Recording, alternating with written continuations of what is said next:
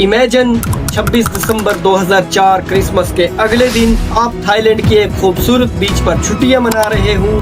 सुबह का वक्त हो और सूरज निकल चुका हो और आप ब्रेकफास्ट कर रहे हो। अचानक से आपको जमीन हिलती हुई महसूस होती है और आप उसे इग्नोर करते हैं। फिर उसी के 10 मिनट बाद एक अजीब सी चीज आप नोटिस करते हो।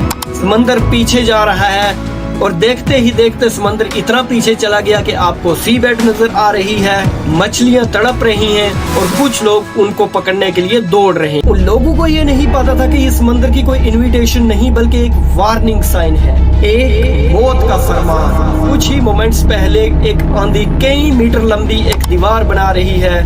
ये कोई लहर या वेव नहीं बल्कि पूरे का पूरा समंदर ही शहर की तरफ आ रहा है।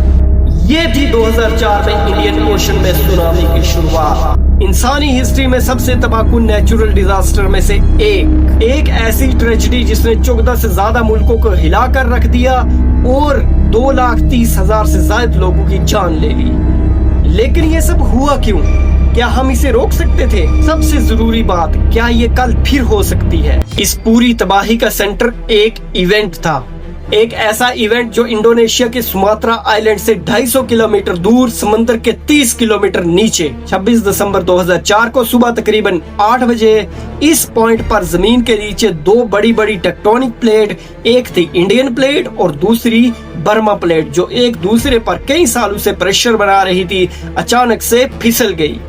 फिसलने के इस अमल को मेगा थ्रस्ट अर्थक्वेक बोला जाता है और ये कोई छोटा मोटा अर्थक्वेक नहीं था। इसका मैग्नीट्यूड 9.1 से लेकर 9.3 तक था। अब आप सोचोगे कि 9.1 कितना ही होगा, हम 6 और 7 का अर्थक्वेक तो सुनते ही हैं, डिफरेंस ही कितना होगा? ऐसा नहीं है, डिफरेंस बहुत बड़ा है। अर्थक्वेक का स्केल लॉगरिदमिक होता है, मतलब ये कि 7 मैग्नीट्यूड का अर्थक्वेक 6 मैग्नीट्यूड अर्थक्वेक से 32 गुना ज्यादा पावरफुल होता है। तो अब आप सोच सकते हैं कि 9.1 मैग्नीट्यूड का अर्थक्वेक कितना ही बड़ा हुआ होगा। इस अर्थक्वेक ने 1200 किलोमीटर लंबी फॉल्ट लाइन जो इंडिया से लेकर म्यांमार तक है उसको तोड़ के रख दिया। जमीन के नीचे बहुत बड़ा क्रैक आ गया और जब ये सी बेड जबरदस्त ताकत से ऊपर उठा तो उसने अपने ऊपर मौजूद ट्रिलियंस ऑफ टन्स वाटर को ऊपर धकेल दिया। इमेजिन करो आप एक बाथ टब में हैं और कोई नीचे से बाथ टब को पूरा उठा दे तो पानी के साथ क्या होगा? पानी तो सारा एक ही लम्हे में सारे का सारा बाहर हो जाएगा। और यहाँ बात टब कोई घर वाला नहीं बल्कि पूरे का पूरा इंडियन ओशन था। सुनामी की सबसे बड़ी बात उसकी हाइट नहीं, उसकी स्पीड होती है। ओपन ओशन में सुनामी की वेव्स एक जेट प्लेन की स्पीड से ट्रेवल करती हैं, यानी कि 800 से लेकर 900 किलोमीटर फी घंटा की रफ्तार से। और खास बात यह है कि ओपन ओशन में सुनामी की वेव्स की हाइट 1 से 2 फुट होती है और समंदर पे चलने वाले जहाजों को पता भी नहीं चलता कि उनके नीचे से मौत गुजर के जा रही है। लेकिन जैसे ही वेव कोस्टल एरिया यानी कम गहरे पानी में पहुंचती हैं तो फ्रिक्शन की वजह से उनकी स्पीड कम हो जाती है, लेकिन पीछे से आ रहा लाखों टन पानी उन्हें पुश करता है जिससे इनकी स्पीड एनर्जी हाइट एनर्जी में बदल जाती है और यही वेव 100 से 110 फुट तक ऊंची हो जाती हैं। क्या आपने कभी सोचा है वेव और सुनामी में क्या फर्क है?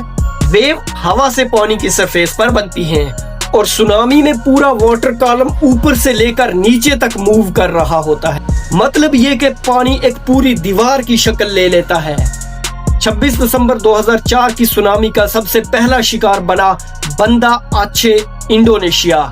एपिक सेंटर के सबसे करीब होने के कारण अर्थक्वेक के ठीक 15 मिनट बाद यहाँ सुनामी ने हिट किया। वहाँ के लोगों के पास रिस्पांस का कोई भी टाइम नहीं था और इसी तरह देखते ही देखते एक पूरे का पूरा शहर दुनिया के नक्शे से मिट गया और सिर्फ इंडोनेशिया में 1,70,000 से ज्यादा लोगों की मौत हो गई। और ये कहानी खत्म नहीं हुई, वेव्स अभी भी चल रही थी। कुछ वेव्स इंडोनेशिया से टकराकर वेस्ट की तरफ इंडिया और अफ्रीका की तरफ चली गई और कुछ दूसरी थाईलैंड की तरफ। और यहाँ थाईलैंड के मैकाओ बीच पर एक 10 साल की लड़की की एक मिरेकुलस कहानी हमें देखने को मिली है। एक ऐसी कहानी जो इस पूरी ट्रेजेडी में एक छोटा सा मिरेकल बन के रह गई।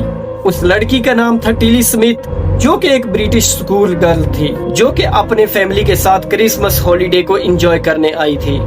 उसने देखा कि समंदर अचानक से बहुत तेजी के साथ पीछे जा रहा है। पानी में बहुत अजीब से ब्लू बबल्स बन रहे हैं बाकी टूरिस्ट कंफ्यूज थे। कुछ लोग एक्साइटमेंट में शेल्स और फिशेस को पकड़ने के लिए आगे बढ़ रहे थे और बचे हुए लोग वहां पर वीडियो शूटिंग कर रहे थे। लेकिन टिली एक्साइटेड नहीं थी, वो डर महसूस कर रही थी। आखिर ऐसा क्यों?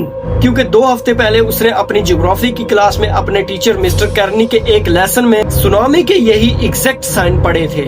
उसे अपने टीचर की हर कही बात याद आ गई। उसने बताया कि समंदर के पीछे जाने का यही मतलब है कि कोई बड़ी वेव या बहुत बड़ी सुनामी आ रही है। वो चीखने और चिल्लाने लगी और उसने अपनी मम्मी पापा को पकड़ा और बताया, mummy papa, it's a tsunami, we have to run. पहले उन लोगों ने बिलीव नहीं किया, फिर उसकी अर्जेंसी और डर देखकर उन्होंने भी एक्शन ले लिया। टिल्ली, उसके पेरेंट्स और होटल स्टाफ ने चीख चीख कर उस बीच को खाली करवाना शुरू कर दिया। लोग भागने लगे। कुछ ही मिनटों बाद 100 फुट ऊंची वेव ने उस बीच को तबाह कर दिया। लेकिन टिल्ली की वार्निंग की वजह से वहां पे मौजूद सबकी जान बच गई। इसीलिए कहते हैं knowledge is power and it can save your life. एक 10 साल की लड़की का नॉलेज इंडियन ओशन में सबसे बड़ा पावरफुल साइन था। और सबसे दुख की बात यह है कि इस बीच के अलावा दूसरी किसी बीच पर भी किसी के पास ऐसा नॉलेज नहीं था। कमेंट सेक्शन में जरूर बताएं कि अगर आप उस बीच पर होते तो क्या उस छोटी सी लड़की की बात मानते या नहीं। इंडोनेशिया के 2 घंटे बाद ये वेव इंडिया और श्रीलंका की कोस्ट से टकराई। 2 घंटे, सोच कर देखिए कि 2 घंटे में एक पूरी फिल्म देखी जा सकती है। और यहाँ के लोगों के पास जान बचाने के लिए 2 घंटे थे। इतने टाइम में उन्हें वार्न किया जा सकता था, उन्हें ऊंची जगह पर भेजा जा सकता था। लेकिन सबसे बड़ी दुख की बात यह है कि इंडियन ओशन में 2004 में कोई सुनामी वार्निंग सिस्टम था ही नहीं। अगर आपके पास टिली स्मिथ जैसा नॉलेज होता तो क्या आप लोगों को वार्न करते या फिर कंफ्यूज हो जाते? कमेंट सेक्शन में मुझे सच सच बताना। इंडिया में तमिलनाडु और अंडमान निकोबार के कोस्ट बुरी तरीके से तबाह बर्बाद हुए और शदीद नुकसान पहुंचा। जो लोग सुबह सुबह क्रिसमस की छुट्टियां मना रहे थे उन्हें समंदर खा गया। श्रीलंका में एक ट्रेन क्वीन ऑफ सी पानी के बहाव में बह गई, जिसमें 1700 लोग सवार थे और इसमें से सिर्फ 172 ही बच पाए। और हैरानी की बात यह है कि यह सब प्रिवेंटेबल था। जब पानी की वेव उतर गई तो लोगों ने जो देखा वो कयामत से कम नहीं था। हिस्ट्री का सबसे बड़ा ह्यूमैनिटेरियन रिस्पांस ऑपरेशन लॉन्च किया गया। सभी मुल्कों ने मिलकर मिलियंस ऑफ डॉलर्स डोनेट किए। लेकिन सबके दिमाग में यही सवाल था कि अब क्या? देखिए, इंसान की नेचर है कि हम एग्जाम से सिर्फ एक ही रात पहले तैयारी करते हैं। 2004 की सुनामी पूरी दुनिया के लिए वही एग्जाम था और उसमें हम सब फेल हो गए। इस सुनामी का सबसे बड़ा रिजल्ट है IOTWS, यानी के the Indian ocean tsunami warning and mitigation system. आज पूरे इंडियन ओशन में डॉल्ट बॉयज का एक सिस्टम है और ये बॉयज समंदर के नीचे लगे सेंसर से कनेक्टेड हैं। जैसे ही जमीन हिली, सी बेड सेंसर ने प्रेशर डिटेक्ट किया, उसी वक्त सिग्नल बॉयज को भेजी, जिसने फिर सिग्नल सैटेलाइट को भेजा। सैटेलाइट से गवर्नमेंट के पास वार्निंग सिस्टम में चला गया और ये पूरा प्रोसेस होने में सिर्फ 10 से 15 मिनट लगते हैं। आज अगर 2004 जैसा अर्थक्वेक आता है तो चेन्नई, कोलंबो और ढाका के पास 2 घंटे नहीं बल्कि सिर्फ 10 मिनट का वक्त होता है और इतने ही टाइम के अंदर वार्निंग पब्लिक के पास पहुंच जाती है। लेकिन टेक्नोलॉजी ही सब कुछ नहीं, असल लेसन तो हमें टिली से सीखना चाहिए। क्या कभी आपके स्कूल में अर्थक्वेक, सुनामी या साइक्लोन से बचने की मॉक ड्रिल हुई है या फिर आपको आपके एरिया के सेफ जोन पता है? कमेंट्स में जरूर बताएं। 2004 की सुनामी एक नेचुरल इवेंट था। हम अर्थक्वेक या सुनामी को रोक नहीं सकते, लेकिन ये हमें बहुत कुछ सिखाते हैं। 2004 में हमने सीखा कि नेचुरल डिजास्टर के लिए हमें हमेशा प्रिपेयर ही रहना चाहिए। टेक्नोलॉजी का इम्प्लीमेंट जल्दी से जल्दी करना चाहिए और सबसे बड़ी बात, एजुकेशन और नॉलेज का होना बहुत ज्यादा जरूरी है। 2004 में जिन लोगों ने जान गंवाई उनको हम वापस तो नहीं ला सकते, लेकिन इस कहानी से हम बहुत कुछ सीख सकते हैं ताकि हम अपने आप को और आने वाली जनरेशन को बचा सकें। इस वीडियो को ज्यादा से ज्यादा शेयर करें ताकि लोगों के पास जानकारी और अवेयरनेस फैल सके। अगर आप फ्यूचर में ऐसी ही वीडियोस देखना चाहते हैं तो यूट्यूब पर हमें सब्सक्राइब करें और फेसबुक पर फॉलो कर लें। हमारी इस वीडियो को लाइक जरूर कर दें। मेरा नाम है आबिद और हमेशा याद रखिए, stay aware and be curious.